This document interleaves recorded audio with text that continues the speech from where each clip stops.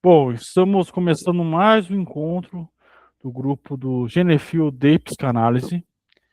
Estamos aqui com o Jefferson. Vamos hoje ler o texto da Melanie Klein sobre os critérios para o término de uma psicanálise de 1950. Olha só que interessante, hein? Nota explicativa da Comissão Editorial Inglesa. Já em 1923, Melanie Klein observou que, toda vez que a ansiedade era resolvida, a análise dava um grande passo à frente.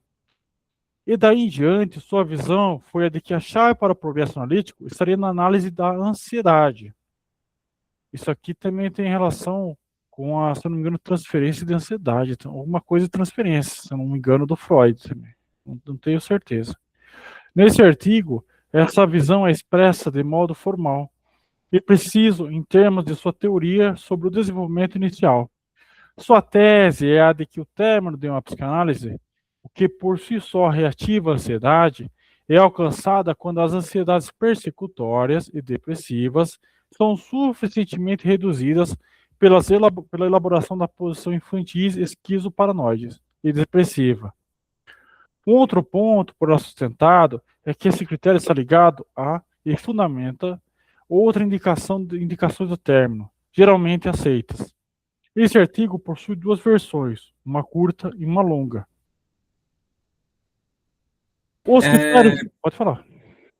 Em relação a esse início, eu só fiquei na dúvida que ela fala sobre ansiedades persecutórias Uhum, e depressivas. O que uhum, seriam isso? Você uhum. sabe? Eu também não. Esse também, no Clyde também eu sou bem iniciante, tá? Mas provavelmente, deixa eu dar uma olhada no Google, vai. Ansiedade persecutória para nós. Eu também sou bem iniciante da Melanie Klein também, mas excelente pergunta. Ansiedade persecutória.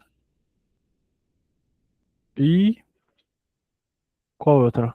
Que é outra coisa que você falou? Ansiedade persecutória e depressiva. E depressiva. Vamos dar uma olhada no Google. Ó, pelo que eu vi no chat GPT, tá ligado a pensamentos de perseguição ou ameaça.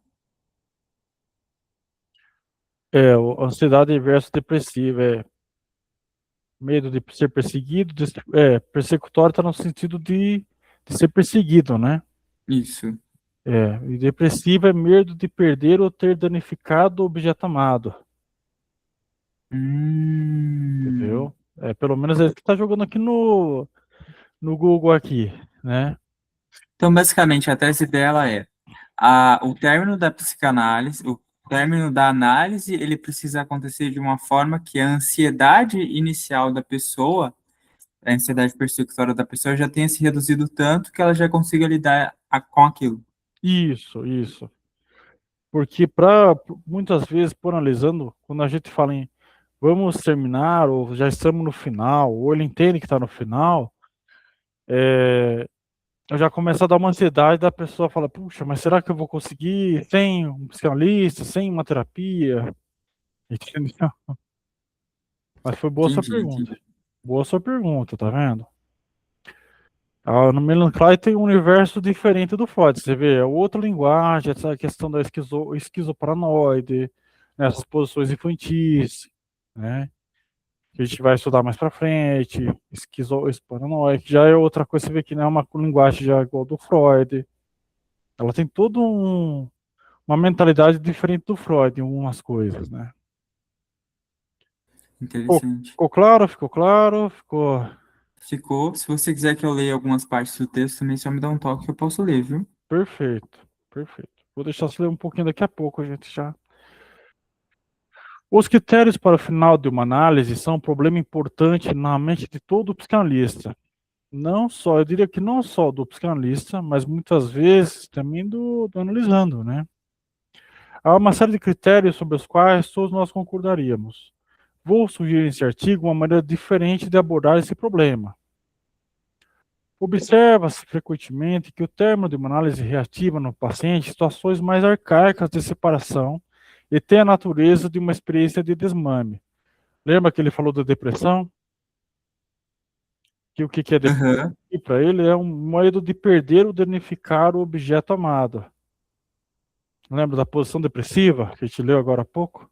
Sim, sim. Sobre isso, tá vendo?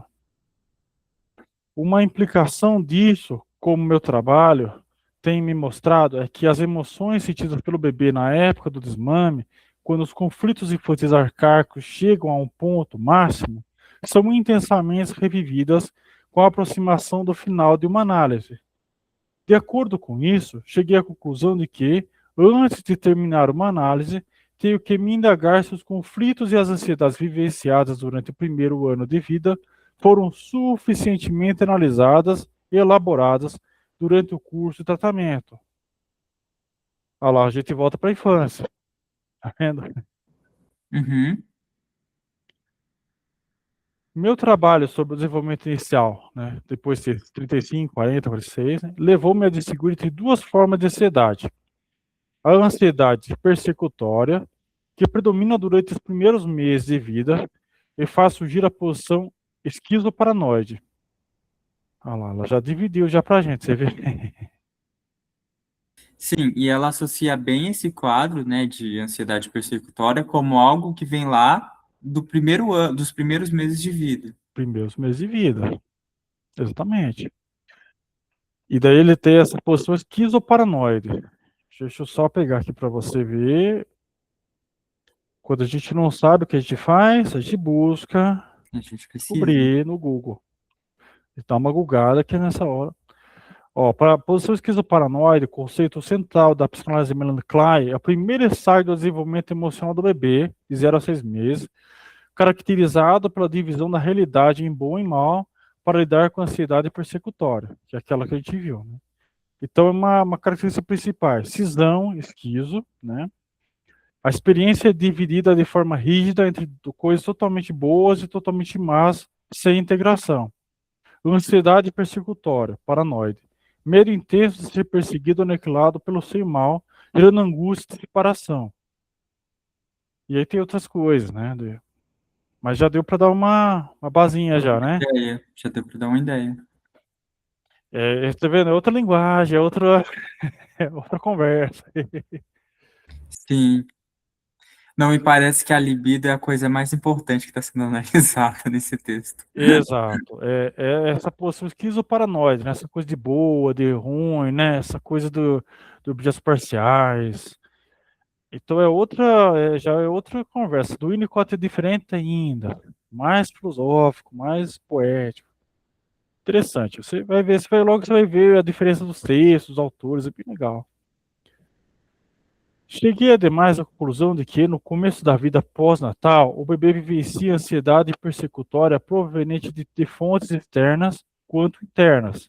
Externas na medida em que a experiência do nascimento é sentida como um ataque que lhe foi infligido, internas porque a ameaça do organismo que, de acordo com Freud, surge da pulsão de morte, provoca, a meu ver, o medo do aniquilamento, o medo da morte.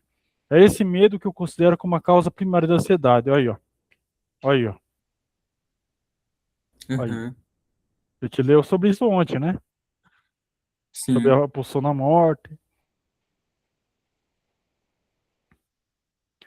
A ansiedade persecutória se relaciona principalmente com perigos sentidos como ameaçadores para o ego.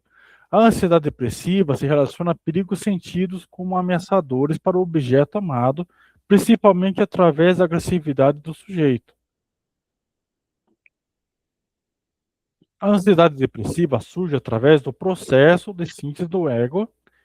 Isso porque o amor e o ódio e, consequentemente, os aspectos bons e maus dos objetos aproximam-se na mente do bebê como resultado de uma crescente integração. Certa medida de integração é, também, uma das pré-condições para a introjeção da mãe como pessoa completa. A ansiedade e os sentimentos depressivos chegam ao clímax, a posição depressiva, por volta da metade do primeiro ano. Por essa época, a ansiedade persecutória diminui, embora ainda desempenhe papel importante. Ó, Jefferson, pode ler esse aqui, ó. Pode ler esse a partir daqui do sentimento. Beleza. O sentimento de culpa relativo ao dano causado por desejos canibalescos e sádicos está ligado com a ansiedade depressiva. A culpa suscita a necessidade premente de reparar o objeto amado danificado, de preservá-lo ou de revivê-lo. Uma premência que aprofunda os sentimentos de amor e promove relações de objeto. Pode continuar. Na época do desmame, o bebê sente que perdeu o primeiro objeto amado, que é o seio da mãe, tanto como objeto externo quanto como objeto introjetado, e que essa perda é devido a seu ódio, agressão e voracidade.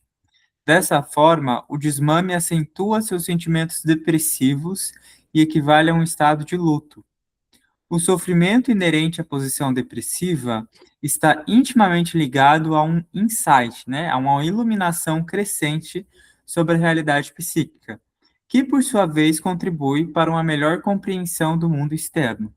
Através da adaptação crescente à realidade e da expansão das relações de objeto, o bebê se torna capaz de combater e diminuir as ansiedades depressivas e, em certa medida, estabelecer com segurança seus objetos bons internalizados, ou seja, os aspectos úteis e protetores do superego. Você percebe aqui? Eu percebo uma situação de ansiedade mais depressiva, né? Uhum. E um estado de luto. É, a criança sofre um luto. Sim, e ele associa isso também a uma questão de agressividade, né? Que ele Uhum. estava falando sobre ódio, agressão, voracidade. Exatamente. Porque ele perdeu o objeto que ele ama, que é o seio da mãe. Sim. Mas eu não sei até que ponto esse processo me parece algo consciente, sabe? Uhum. É... Porque assim, a gente viu ontem, né, que a consciência moral, ela surge ali próximo dos 5, 6 anos. Uhum.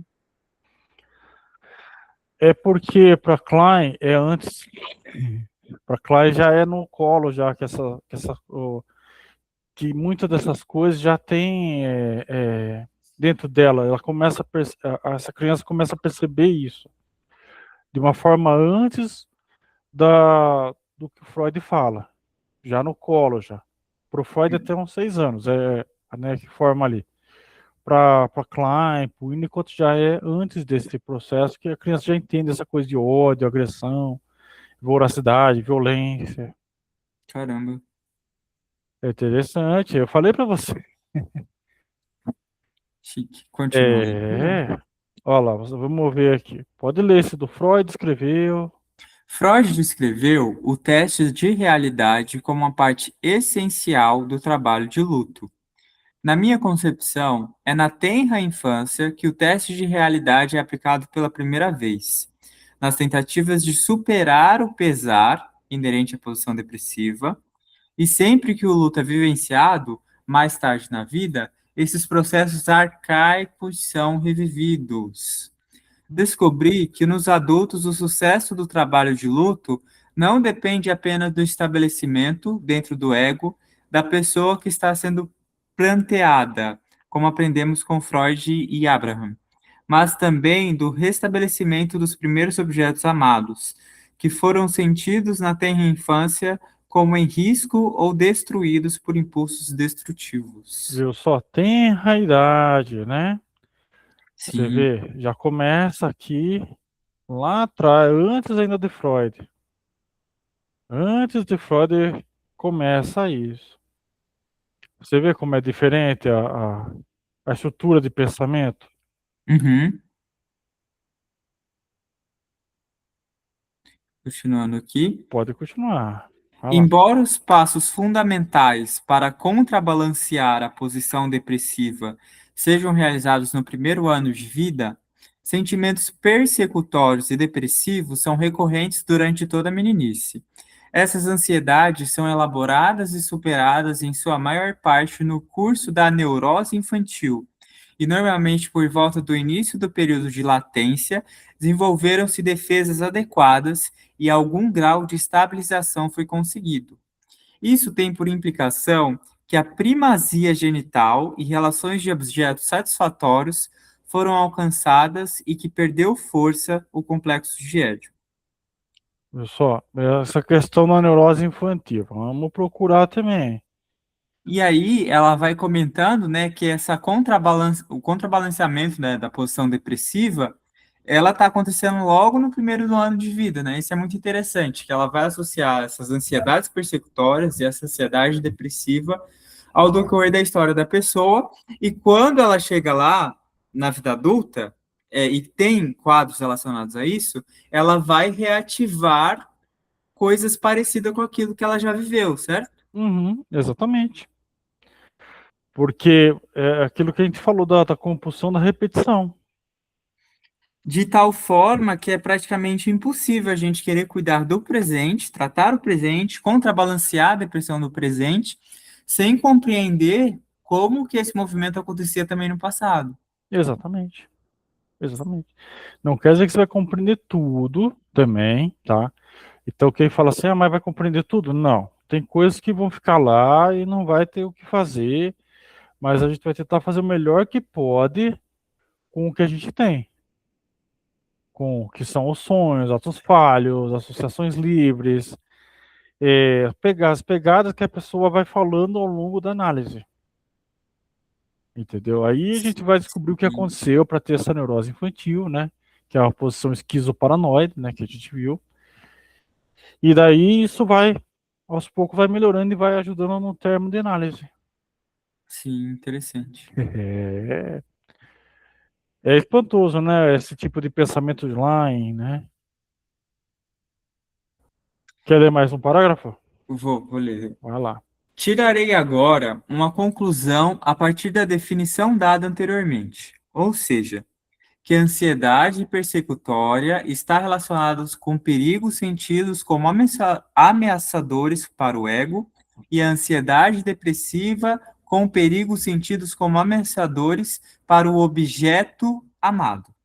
E- Quero sugerir que essas duas formas de ansiedade abrangem todas as situações de ansiedade pelas quais a criança passa. Dessa forma, o medo de ser devorado, de ser envenenado, de ser castrado, o medo de ataques dentro do corpo pertencem à ansiedade persecutória, ao passo que todas as ansiedades relativas a objetos amados são de natureza depressiva. No entanto, apesar de conceitualmente distintas uma da outra, as ansiedades persecutória e depressiva estão frequentemente misturadas clinicamente. Por exemplo, definiu o medo de castração, a principal ansiedade do homem, como persecutória. Esse medo se mescla com a ansiedade depressiva, na medida em que suscita o sentimento de que ele não pode fertilizar uma mulher, não pode, no fundo, fertilizar a mãe amada, e, portanto, não é capaz de fazer reparação pelo dano causado a ela por seus impulsos sádicos. Não preciso lembrá-los de que a impotência frequentemente leva nos homens a uma depressão grave. Consideramos agora a principal ansiedade nas mulheres. O medo da menina de que a mãe temida vá atacar seu corpo e os bebês que ele contém, que é, na minha concepção, a situação fundamental da ansiedade na mulher, é persecutório por definição. No entanto, como esse medo implica a destruição de seus objetos amados, os bebês que ela sente estarem dentro dela, ele contém um forte elemento de ansiedade depressiva. Você percebe agora com ela que a Melanie Klein, ela é uma maga da psicanálise. Você percebe agora também como é difícil a prática analítica no mundo real? Sim, porque é muito complexo, envolve diversos fatores e um determinado fenômeno pode ter mais de uma explicação, Uhum. enfim. Exatamente. E alguns fenômenos, você vê que são misturados, igual ela colocou Sim, aqui. não tem como meramente separar, não, isso aqui é uma ansiedade persecutória, isso aqui é uma ansiedade depressiva. E eu só fiquei curioso com algumas coisas, assim, quando ela Uhum. fala da ansiedade no homem, né? Uhum. Ela vai dizer que a ansiedade persecutória é a castração, né? Porque aí o homem não vai conseguir mais fertilizar uma mulher, e ela vai dizer que, no fundo, não vai conseguir fertilizar a mãe amada. isso aqui ela está associando com o quê? Com complexo de Édipo, com desejo incestuoso pela mãe. E o que seriam esses impulsos sádicos? E isso eu acredito que seja relacionado à mãe, né? Ao complexo de Édipo, né? Ao complexo de Édipo também. Porque como ela também estudou muito Freud também, então eu creio que está associado a essa coisa da mãe. O impulso sádicos, eu acho que tem a relação, eu vou falar, eu acho, porque ainda também são textos que eu também estou começando a estudar. Talvez tenha relação com o prazer do sofrimento do outro, né? Porque, ó, vamos ver o contexto aqui. Não é capaz de fazer reparação pelo dano causado a ela por seus impulsos sádicos. Então é como se ele se sentisse culpado, por exemplo, porque ele foi muito agressivo Uhum, ao mamar, ao machucar o seio dela, que seja, né? Aí ele uhum, passa por um momento ali de depressão, uhum, de distância daquele objeto amado, e ele entende que esses seus impulsos sádicos, eles não conseguiram ser reparados. uhum. Eu acho que é por aí, sim, viu, Jefferson? Acho que é por aí mesmo, viu? Bom, é uma linha de pensamento minha, né? Eu não estou Uhum. falando a verdade absoluta. Não, sim, sim, mas acho que é por aí também, viu? É porque eu acho que é por aí que ele percebe que as coisas ruins que ele fez, né, para a mãe, e daí nesse contexto da castração ele não consegue, como eu posso, exatamente, não é, reparação pelo dano causado a ela por então, quer dizer, é uma falta ele percebe a coisa, mas é uma falta que ele não consegue, como eu posso dizer assim, uma coisa meio reflexiva, não é reflexivo não é espelho, mas como é que eu posso dizer? Tipo uma revanche, talvez. Sim, ele não consegue fazer algo a mais na retaliação, né? É, ele não consegue se retalhar. É uma coisa mais reflexiva, porque ele foi sádico, mas agora ele quer essa reparação pelo dano causado a ela por seus impulsos sádicos. Então é uma coisa que ele queria de volta, uma devolutiva. Uhum, Eu acho que é por aí. Mas a gente vai ler muita Manuel Klein ainda para entender tudo isso. beleza. É, você vê como é complexo, né?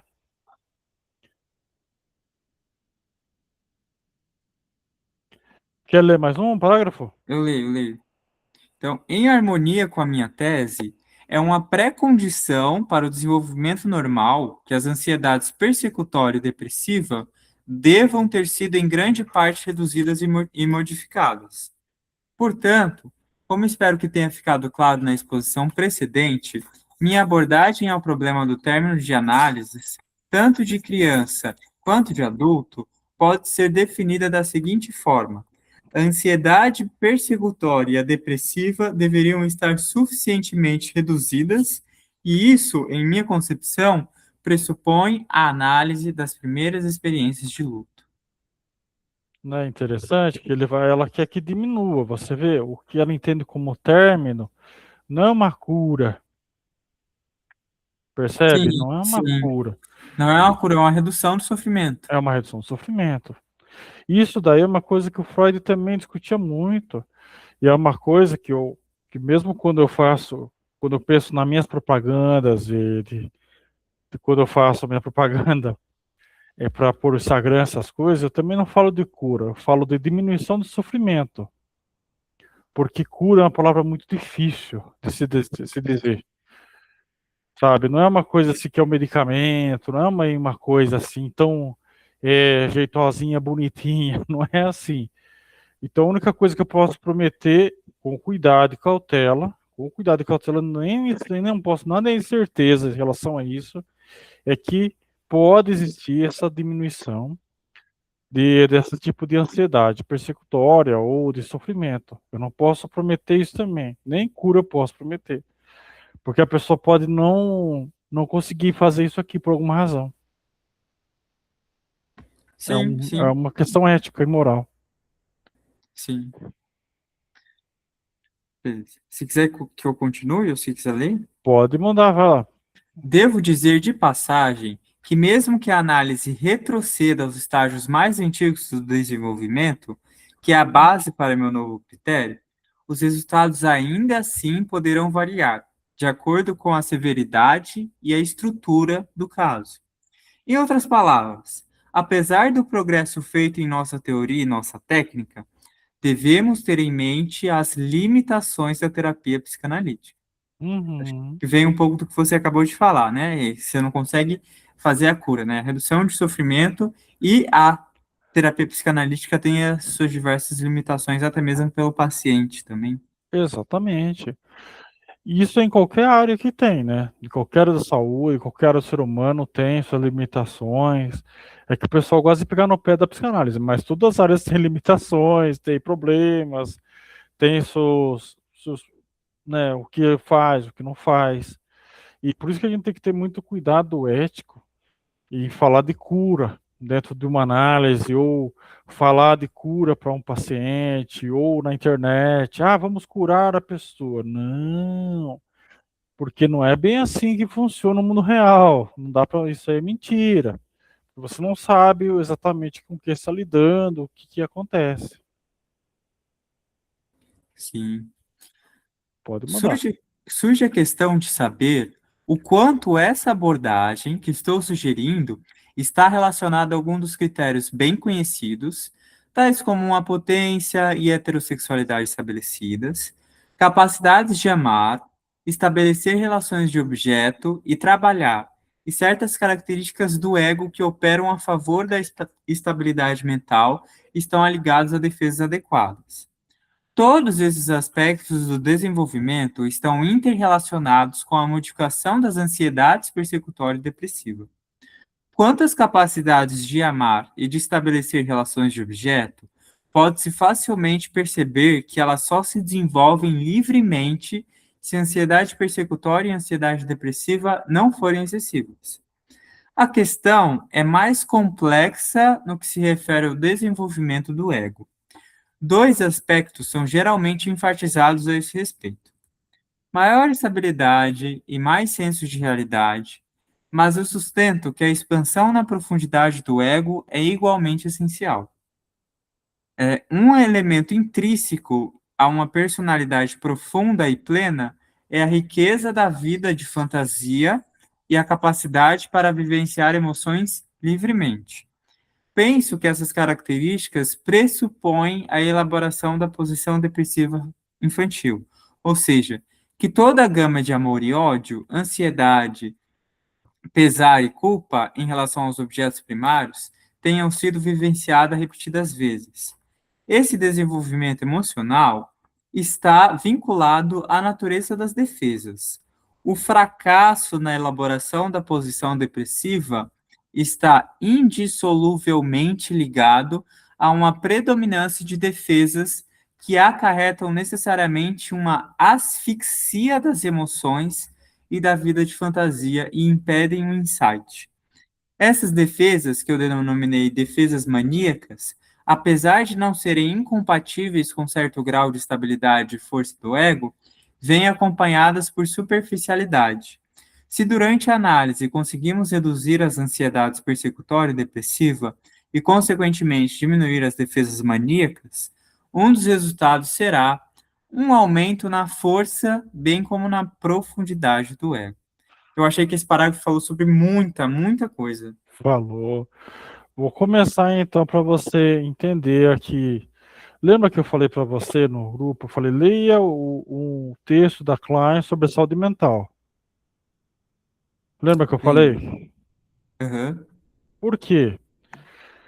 Para mim, saúde mental está relacionado com essa profundidade, não com a superficialidade, tá? Com a profundidade, com a criatividade, a possibilidade de vivenciar emoções livremente, a riqueza da vida de fantasia. É isso? Exatamente. Então, ó, você vê que um elemento intrínseco a uma personalidade profunda e plena é essa riqueza da vida, da fantasia, capacidade para vivenciar emoções livremente. Isso aqui, ó, personalidade profunda e plena, é a coisa muito difícil hoje em dia, Porque as pessoas hoje em dia, elas estão bastante superficiais, bastante banais, entende? Muito. Então elas são invertidas. Isso aqui é uma coisa que deveria, inclusive, estar em lugares tipo OMS, essas coisas. Busca por uma coisa mais profunda, existencial, para não Sim. ficar na superfície. Por isso que eu falei daquele texto da Klein, para você dar uma lida. Porque é justamente isso que ela vai falar. Ela vai relacionar a saúde mental com essa coisa mais profunda. Tá? Que Mas o que mais interessante. que te chamou a atenção aí? Vai falando. Ó, deixa eu ver aqui. Então, ela vai falando que muito dessas características é relacionado a uma boa elaboração, né, dessa depressão infantil. Então, por a pessoa saber lidar bem com amor, com ódio, com ansiedade, com a culpa desses objetos primários, e por repetir várias vezes essas vivências, é mais fácil para ela desenvolver essa capacidade, né, de uma personalidade profunda e plena. E passa mais um pouco, só para ver se tem o próximo. E aí ela vai comentar, né, dos mecanismos de defesa que a pessoa pode ter, e esses mecanismos de defesa vão gerar uma asfixia das emoções e vão impedir também da pessoa conseguir ter essa capacidade de elaborar fantasias. Então, num primeiro momento, essas defesas, eu imagino que elas tentam evitar o medo, né? Se for uma ansiedade persecutória, vai tentar evitar a proteção do ego e tentar evitar o que coloca a vida em risco. Se for uma ansiedade depressiva, vai tentar evitar essa desconexão, né? Essa perda do objeto amado. E aí eu imagino que que esses mecanismos de defesa vêm daí. Eu aproveitei que você estava falando, estava dando uma olhada nas defesas maníacas de Melanie Klein no Google, né? Elas são usadas para evitar a angústia depressiva, a culpa e o luto. Ativados quando o ego se sente ameaçado por sentimentos de perda e destrutividade. Utilizam a negação, idealização, desvalorização e controle onipotente sobre o objeto para manter o sofrimento à distância, resultando frequentemente em falsa euforia e relações superficiais, ó. Relações superficiais. Então, aqui os mecanismos que são associados: negação, ignorar a realidade da perda ou da dor; desvalorização, minimizar a importância do objeto para diminuir a culpa; controle onipotente, sentimento de poder total sobre o objeto; triunfo, sensação de superioridade sobre o objeto, muitas vezes acompanhada de desprezo. Caramba. São, É, são muitos mecanismos aí para tentar evitar que a pessoa tenha contato com as emoções. exatamente.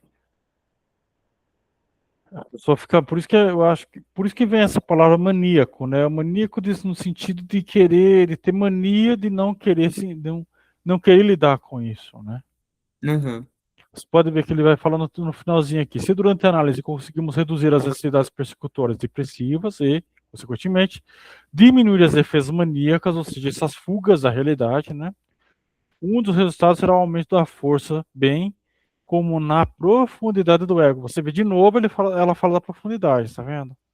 Uma coisa que me deixou curioso Hum, é que, assim, ela comenta, né, que a nossa capacidade de fantasiar, de construir fantasias, é algo muito positivo, né, expressa essa nossa profundidade do ego, uhum. mas esses mecanismos de defesas, eles tentam fugir da realidade, né, da realidade das emoções que a pessoa precisa lidar. E o que me deixou curioso é isso, né, porque a fantasia, ela também, se não bem elaborada, pode ser um mecanismo de defesa para fugir da realidade das emoções ali. Sim, sim, sim. É essa a questão, é o bem elaborado. É essa a questão. Você pode ter uma fantasia que ela não seja uma defesa, né? Ela pode ser só uma fantasia que você tem, mas não tem um intuito de fugir exatamente da realidade e tal.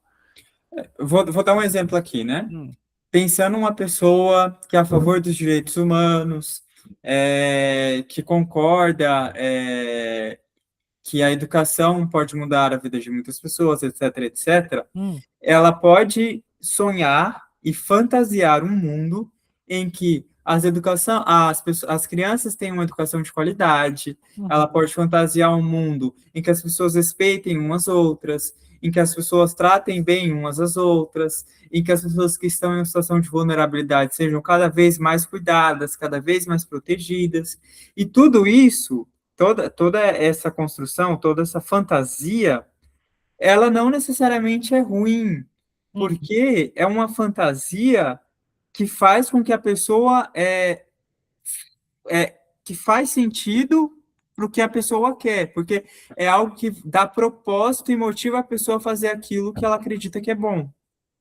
Uhum. Sim, exatamente. Mas ela é bem elaborada. Ela Sim, não é uma fuga da realidade. Ela meio que fica com uma projeção, ela dá um outro aspecto, um objetivo, uma meta. sim. É uma espécie de ter os pés no chão e a mente no céu. Seria meio Isso. que isso? Exatamente, exatamente, exatamente. O Nasio, ele tem um livro inteiro só sobre fantasia, tá? A gente não vai ler ele porque ele é meio longo, mas é do Nasio, peraí. Vou mostrar para você. Ele tem um. Talvez até tenha para a gente ler, sim. Chamar Fantasia, o nome do livro. Talvez é para a gente ler, sim. Na sinopse, tá? Assim, vamos ver se eu pego aqui sinopse para você ler. Nesse Nasio explica a fantasia um dos fenômenos mais espantosos da nossa vida psíquica. O psicanalista se destaca pela clareza e elegância, né? O que é uma fantasia? É um teatrinho mental catártico que ensina a satisfação de um desejo que não podemos satisfazer da realidade. É como um livro de bolso que levamos conosco e que podemos abrir em qualquer lugar sem que ninguém saiba. Essa é uma definição que ele dá. Sim. E é uma definição legal, porque é, é algo que instiga a nossa criatividade, né? Uhum. Porque a criatividade talvez ela esteja ligada com a fantasia também, né? Sim, eu lembrei o que eu realmente queria falar. E Hum. é uma coisa que está ligado à arte. Para pensar, na arte a gente consegue expressar muitas coisas, muitos desejos, que no dia a dia a gente não pode expressar. Pensa, olha a quantidade de coisas que acontecem nos filmes, Uhum. e que assim, as pessoas gostam de ver nos filmes, mas na vida delas, elas não vão fazer. Sim. Na literatura tem isso, na poesia. Sim, Exatamente, exatamente, exatamente isso. Ó. É isso mesmo. É isso mesmo.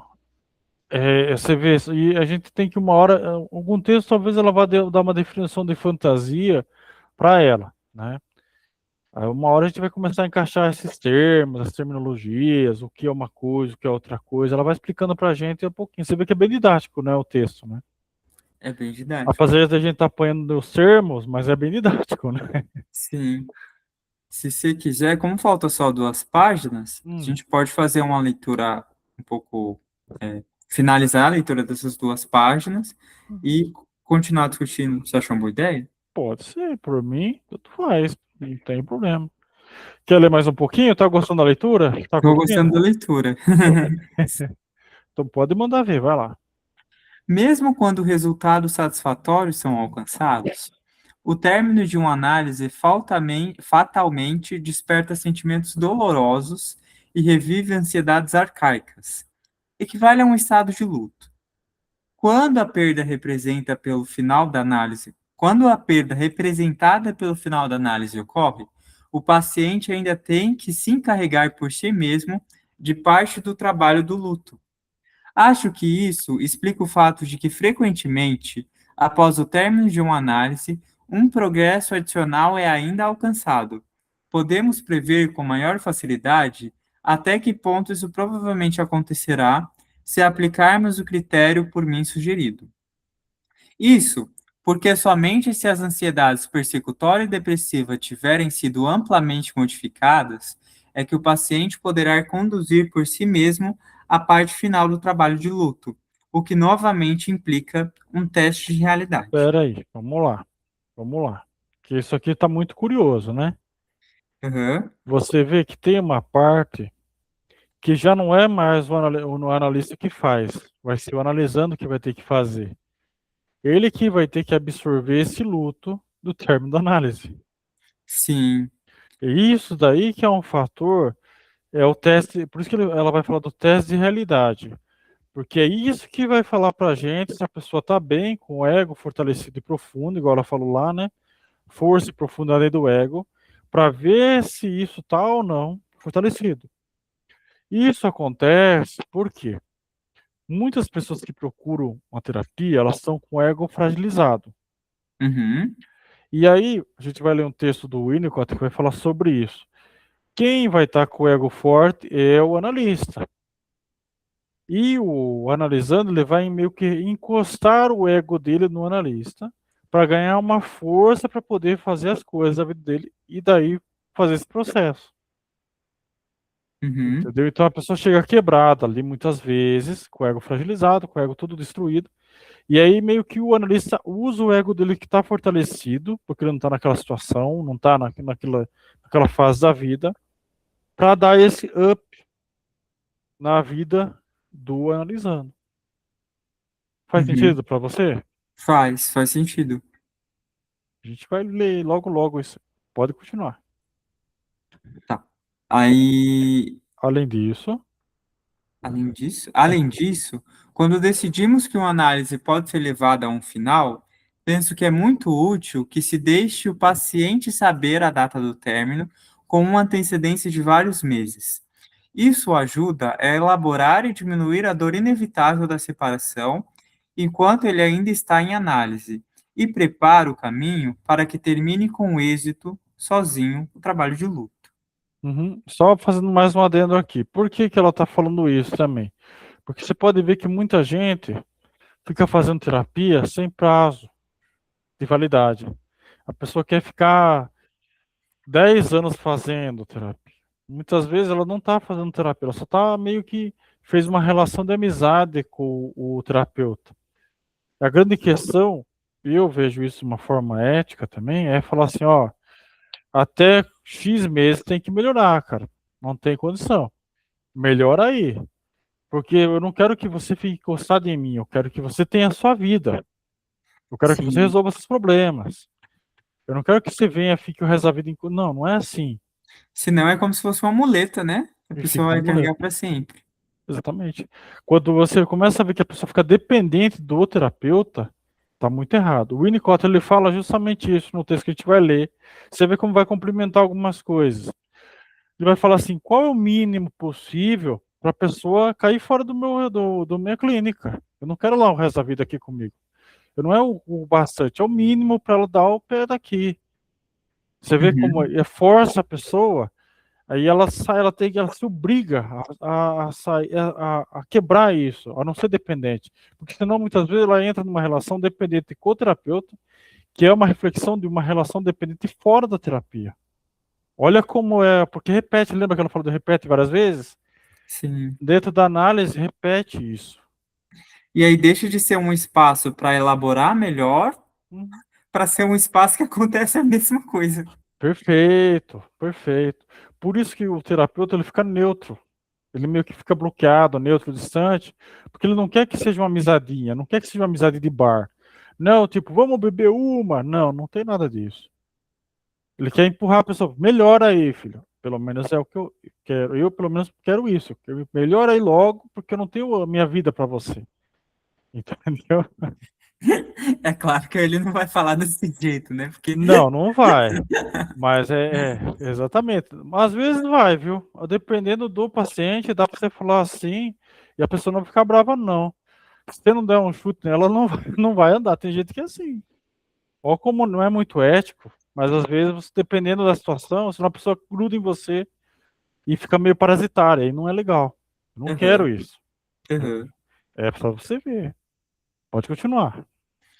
Deixei claro, ao longo deste artigo, que o critério sugerido por mim pressupõe que a análise tenha sido conduzido de volta aos estágios iniciais do desenvolvimento e às camadas profundas da mente e tenha incluído a elaboração das ansiedades persecutória e depressiva. Isso me leva a uma conclusão com respeito à técnica.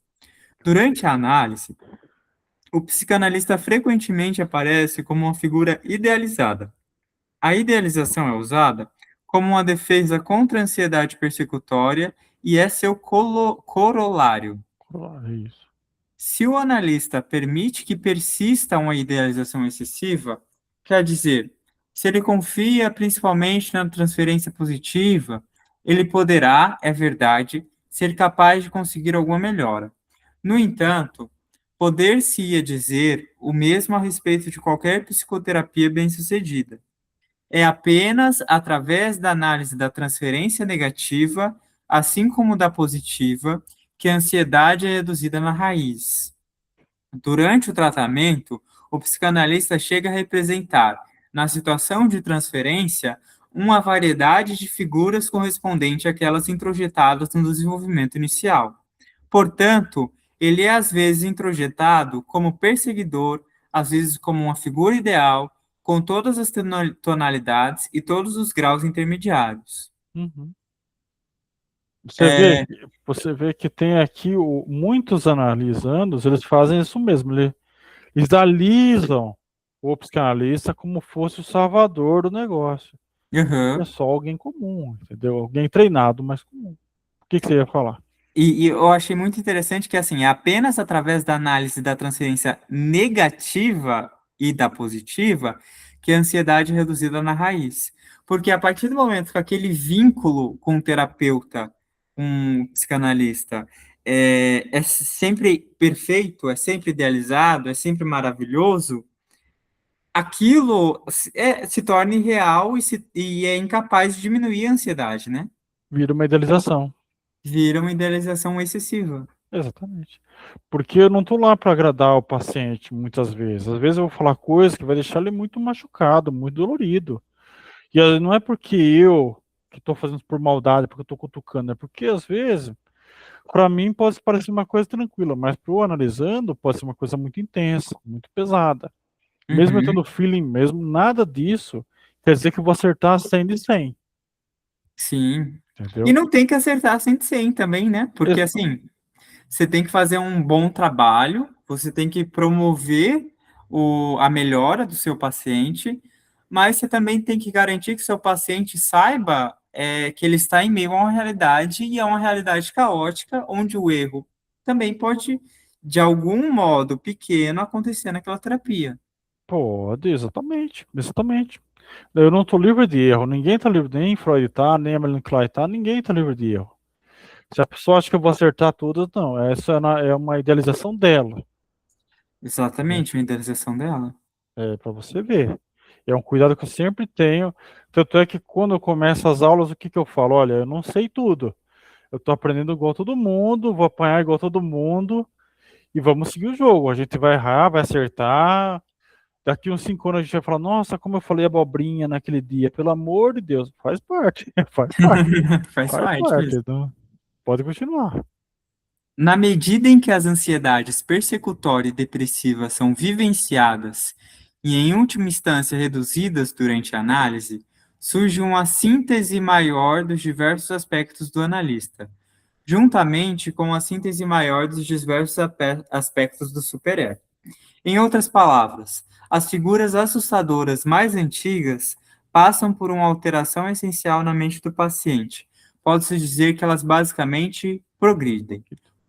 Objetos bons, distintos dos idealizados, só podem ser estabelecidos seguramente na mente se a intensa cisão entre figuras persecutórias e ideias tiver diminuído, se os impulsos agressivos e libidinais tiverem se aproximado e o ódio tiver sido mitigado pelo amor.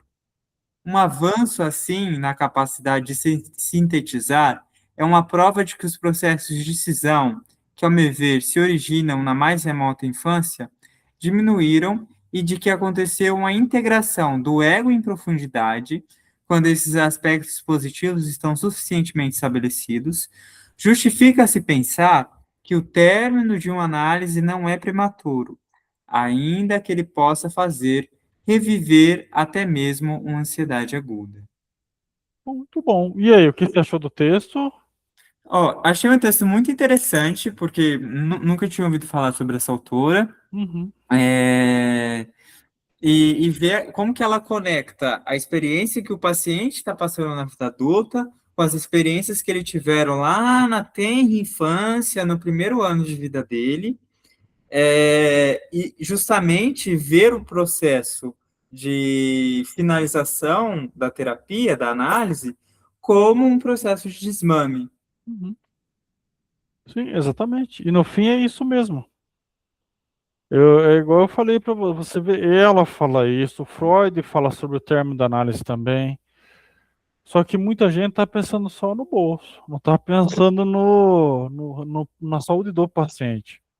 Eu não Sim, quero um paciente aqui 10 anos comigo, 5 anos. Eu quero o suficiente para ele andar com a própria perna. sim, Entendeu? Isso pode ser 5 anos, pode ser 10 anos, pode ser, se ele precisar desse período. E eu não quero que ele fique aqui, eu quero que ele fique. Se precisar de 5 anos, tudo bem. Se precisar de 10 anos, tudo bem. Mas se for daqui 2 meses, perfeito, segue a vida. interessante. É interessante. Então eu vou parar a gravação aqui, tá bom? Só um minutinho.